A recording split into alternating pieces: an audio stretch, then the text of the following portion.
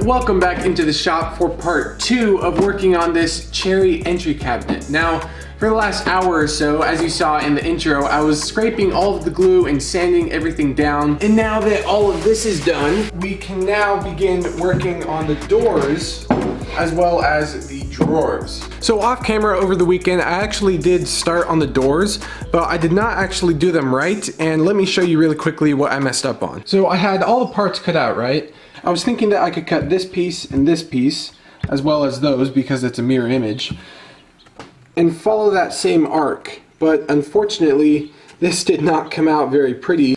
I'm instead going to do something kind of like this with the inverse. However, in doing that, that means that I need to recut all 4 of these pieces right here to the full length that the cabinet actually is. So that is the plan. I'm gonna mill those parts down really quick and let's get started.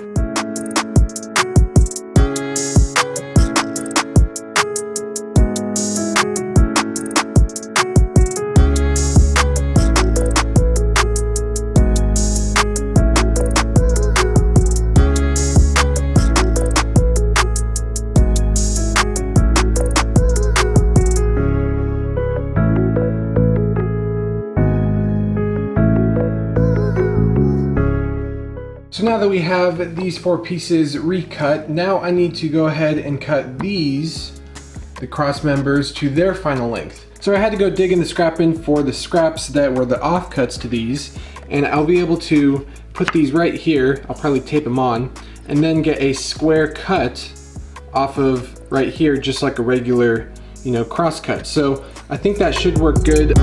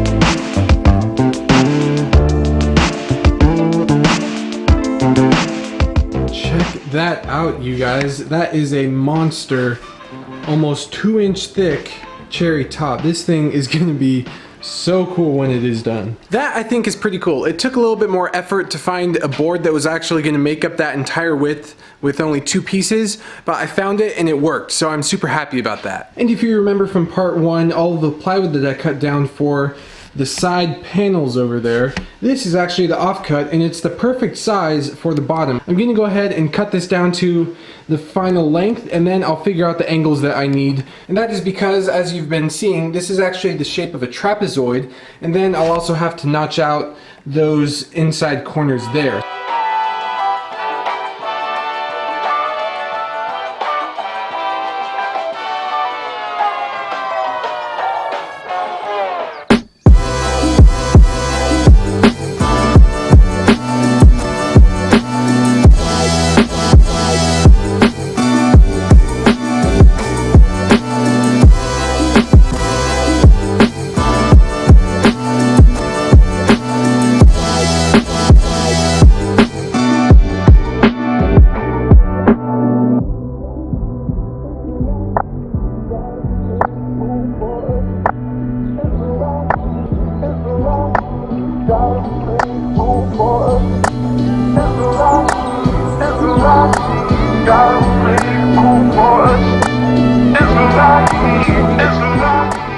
was stressing out a little bit about the fit up of this because it's not a perfect rectangle, and that would have been so much easier, but because it's the trapezoidal shape, I had to account for those angles. So it fit up pretty good. I'm not 100% happy with it, but it's in. The next thing we're gonna do here is probably cut the angles.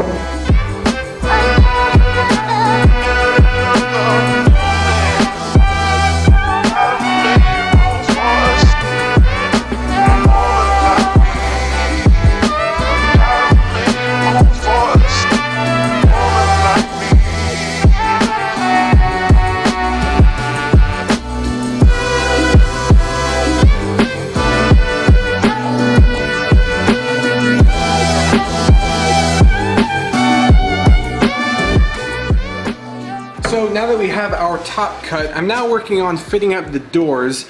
And if you recall earlier, I already cut these out and they can fit in here, but they still don't have the even gap going all the way around. And that is actually my fault because there's slight little errors that when you inset the door, that 1/16 or 1/8 of an inch gap tapers in certain directions. And all this is putting the door in, checking for the gap, and then seeing where I need to take some down.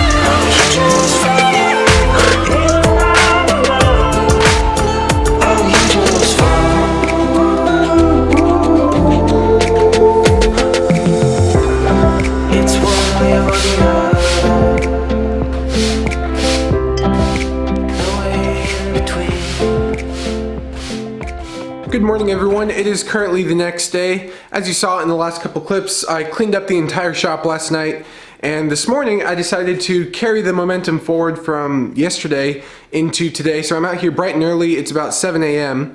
and we're gonna get going on the next part of this project. And because yesterday I was able to tackle the doors, which by the way came out absolutely fantastic. I'm super duper pleased with these. I can't even express how happy I am with this. I was dreading installing these doors, and you could see in my reaction when I first closed that door for the first time on camera, my face lit up and I was like, oh my gosh, this actually worked. Anyway, so I still have to route the inner groove here for the panel that goes in there.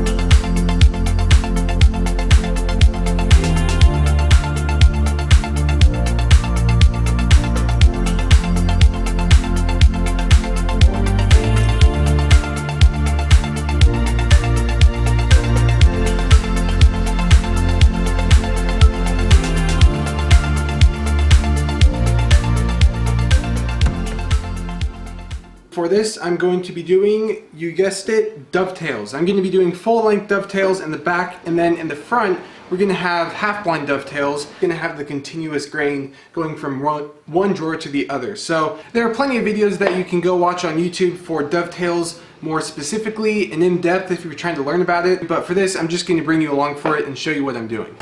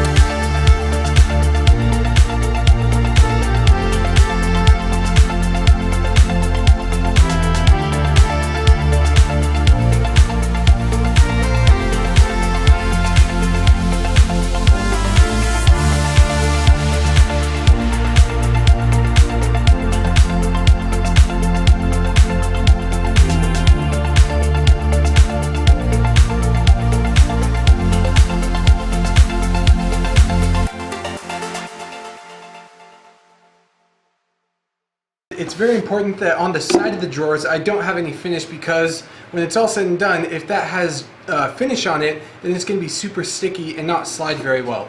And after this whole thing is done, I'm then going to put paste wax on here, and that'll make it slide nice and easy. But in order to protect it from the spray, I have to tape them all off.